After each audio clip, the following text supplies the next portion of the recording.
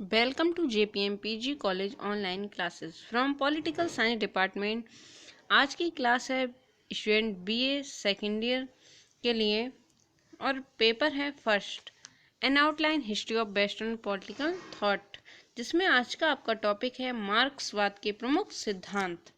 तो स्टूडेंट्स, मार्क्सवाद को हम लास्ट वीडियो में पढ़ चुके हैं, फिर भी उसे थोड़ा सा जान लेते हैं और फिर इसके बाद में बात करेंगे मार्क्सवाद के सिद्धांत की।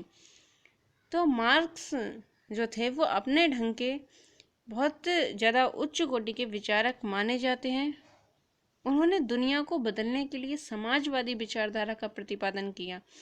मार्क्स के समाजवाद को प्रायः सर्वहारा समाजवाद या वैज्ञानिक समाजवाद के नाम से भी पुकारा जाता है। मार्क्स अपने समाजवाद को इसलिए वैज्ञानिक कहता है क्योंकि ये इतिहास के अध्ययन पर आधारित है। और तो आइए बात करते हैं मार्क्सवाद के प्रमुख सिद्धांत की। तो सबसे पहले बात करते हैं मार्क्सवाद का द्वंद्वात्मक भौतिकवाद का सिद्धांत। कार्ल मार्क्स का जो संपूर्ण राजदर्शन द्वंद्ववाद के सिद्धांत पर आधारित बताया गया है। मार्क्स ने द्वंद्वात्मक प्रणाली को हीगल से ग्रहण किया था। हीगल के समान उसके भी द्वंद्ववाद के 3 अंग थे, वाद, प्रतिवाद और संवाद। परंतु मार्क्स का द्वंद्ववाद हीगल से अलग था। स्वयं मार्क्स के शब्दों में, जैसा कि मार्क्स ने कहा था कि हीगल का द्वंद्ववाद सिर के बल खड़ा था, अतः मैंने उसे पैर के बल खड़ा कर दिया। स्टूडेंट, अब हम पढ़ते हैं कि द्वंद्वात्मक भौतिकवाद मार्क्स के विचारों का मूल आधार है। मार्क्स ने द्वंद्वात्मक प्रणाली को हीगल से ग्रहण किया था। मार्क्स के द्वंद्ववाद को समझने के लिए हीगल के विचारों को जानना आवश्यक है। हीगल के विचारों में संपूर्ण संसार गतिशील है और उसमें निरंतर परिवर्तन होता रहता है। हीगल के विचारों में इतिहास घटनाओं का क्रम मात्र नहीं बल्कि विकास की 3 अवस्थाओं का विवेचन है, जैसा कि अभी बताई थी। ये है वाद, प्रतिवाद और संवाद। तो जैसे कोई भी विचार होता है, जब वो अपनी मूल अवस्था में रहता है, प्रारंभिक अवस्था में रहता है कह सकते हैं, तो वो मौलिक विचार या उसे क्या कहा जाएगा, वाद कहा जाएगा। लेकिन जब ये वाद से परिवर्तित होकर प्रतिवाद बनता है, जब इसका संघर्ष होता है, जब इसके लिए विरोध इसका स्टार्ट हो जाता है। जब कोई विचार मूल स्थिति में रहता है, वाद हुआ, लेकिन जब इसका विरोध स्टार्ट हुआ, ये क्या बन गया, प्रतिवाद। प्रतिवाद का विरोध हुआ तो एक नया विचार जो कि संवाद बन गया। आगे लिखा है, मार्क्स ने हीगल के द्वंद्ववाद को स्वीकार किया, लेकिन जो हीगल के उसने विचार थे उसको अस्वीकार किया। जहाँ हीगल विचार को, संसार को नियामक तथा विश्वात्मक मानता है, वहाँ मार्क्स भौतिक तत्व को स्वीकार करता है। वो विश्वात्मा के लिए मानता है और ये भौतिक तत्व के लिए स्वीकार करता है। मार्क्स का मानना है कि द्वंद्ववाद का आधार विश्व आत्मा न होकर पदार्थ है, जबकि हीगल मानता था कि द्वंद्ववाद का आधार विश्व आत्मा है। मार्क्स कहता है कि ये भौतिक पदार्थ ही संसार का आधार है। पदार्थ विकासमान है और उसकी गति निरंतर विकास की ओर है। विकास द्वंद्वात्मक रीति से उत्पन्न होता है। नेक्स्ट बात करते हैं हम स्टूडेंट इतिहास की भौतिकवादी व्याख्या का सिद्धांत। तो मार्क्स की विचारधारा में इतिहास की आर्थिक व्याख्या का सिद्धांत बहुत महत्वपूर्ण है।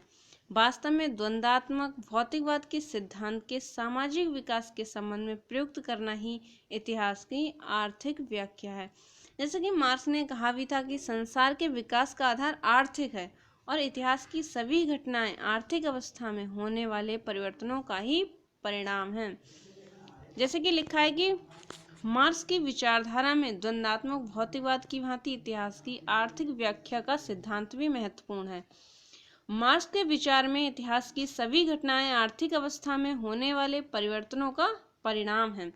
मार्क्स का मत है कि प्रत्येक देश में और प्रत्येक काल में सभी राजनीतिक, सामाजिक संस्थाएं, रीति रिवाज, भौतिक अवस्थाओं, प्रत्येक काल में सभी राजनीतिक, सामाजिक संस्थाएं, कला, रीति रिवाज तथा समस्त जीवन भौतिक अवस्थाओं व आर्थिक तत्वों से प्रभावित होती हैं। इनका कहना है कि जो जीवन का आधार है वो आर्थिक तत्वों से हमेशा प्रभावित किसी न किसी दशा में या किसी न किसी रूप में रहता है।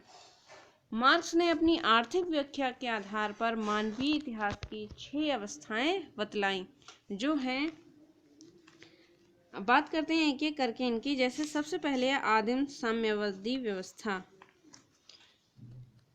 लिखा है, सामाजिक विकास की इस पहली अवस्था में जीविकोपार्जन के तरीके बहुत सरल थे। शिकार करना, जो मतलब एक तरह से आदिवासियों का काल था, उस अवस्था को इन्होंने आदिम साम्यवादी अवस्था में परिवर्तित करके बताया।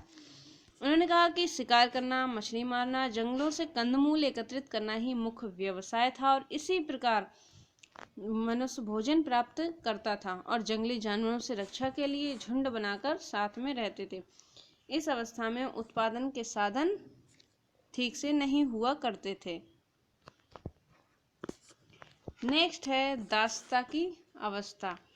तो आदिम साम्यवादी काल के अंत में उत्पादन साधनों पर व्यक्तिगत स्वामित्व स्थापित होने लगा और उत्पादन के साधन व्यक्ति सीख गए थे, उन्होंने अपने व्यक्तिगत स्वामित्व में भी ले लिए और उत्पादन के साधन पर कुछ मुट्ठीभर लोगों ने अधिकार कर लिया और शेष व्यक्ति जो थे वो उनके दास बन गए।